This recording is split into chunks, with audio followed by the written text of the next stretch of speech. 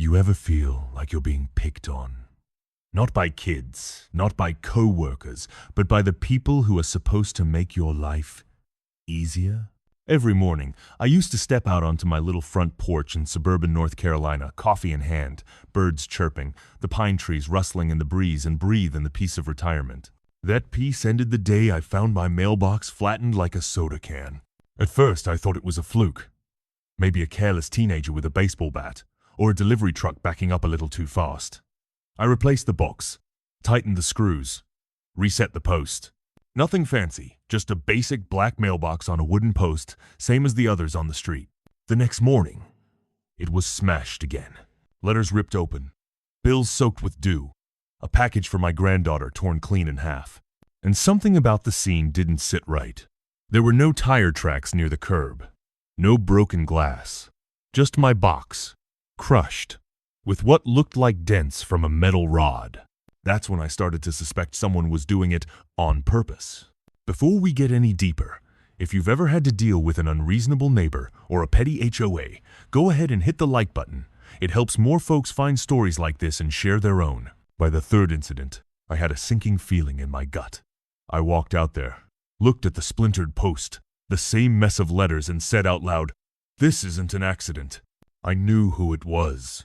Her name was Karen Hollister. Now, I know it's become a bit of a joke online, calling every entitled woman Karen, but in this case, her actual name was Karen, and she lived 3 doors down. President of our HOA for over a decade, retired dental hygienist, wore a leopard print tracksuit every morning, and walked a white poodle named Muffin like it was a royal guard. She hated me from the moment I moved in. See, I planted native wildflowers in my front yard, not those manicured little box hedges everyone else had. She told me at the first HOA meeting, "We prefer a uniform aesthetic, Mr. Brooks. Clean lawns, traditional landscaping, no weeds." I replied, "Those weeds attract monarch butterflies. You might try appreciating them." That didn't sit well. From then on, it was one complaint after another. Your grass is too tall. Your porch light is too bright. Your trash can is visible from the road. And now, my mailbox. The petty war had begun. I installed a motion-activated trail camera, hidden in the oak tree near the curb. You couldn't see it unless you were a foot away. That night, I checked the footage. There she was, clear as day. 6:12 a.m. Karen, walking past my property, glancing over her shoulder, then pulling a long metal baton from her coat sleeve. She swung once, twice, 3 times, until the box crumpled. Muffin wagged its tail like it was used to the routine. I was stunned. I reported it to the HOA with a copy of the video. But when I sat down with the board, I was met with blank stares and sighs. "Mr. Brooks, the footage is not entirely clear. That could be anyone." "Anyone?" I asked. "How many short women in leopard print walking poodles do we have in this neighborhood?" They shrugged, said it was out of their hands. And then, I kid you not, 2 days later, I received an official HOA violation for unsightly mailbox damage. The letter said I had 7 days to replace it or face a fine. The irony just about knocked me flat. I stared at that letter in my kitchen for hours. It wasn't just a petty complaint. It was a message. We control what happens here, not you. Have you ever been so angry that your hands shook, but you knew that anger wouldn't help?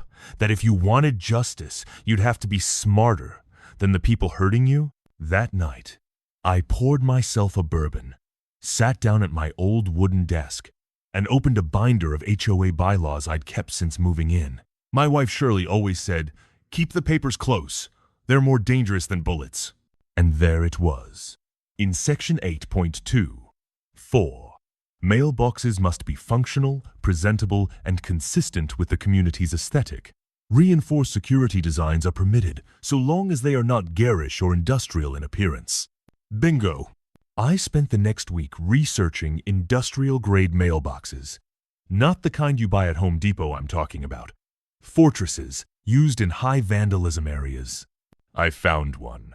A black powder, Coated steel mailbox reinforced with concrete, mounted on a core-filled square steel post. Looked perfectly normal until you tried to destroy it. Shipping alone cost me $175. Installation took all weekend. I even added a little flower bed around the base to soften the look. And then I waited. 3 days later, 6:17 a.m. Camera rolling, coffee in hand. I watched from the front window. Karen came strolling down the sidewalk, muffin in tow. She paused at my curb, scanned the area, then pulled out that same baton. She took a mighty swing. Clang. The sound was glorious, like metal hitting a church bell. She dropped the baton, screamed, and clutched her wrist. Stumbled back like she'd hit a brick wall, which, in a way, she had. Muffin barked like he was witnessing a crime. She looked around, embarrassed, then limped home without a word. I didn't laugh. I just took a slow sip of my coffee and whispered to no one in particular, "You picked the wrong guy." Later that day, she showed up on my doorstep with her wrist wrapped in a bandage.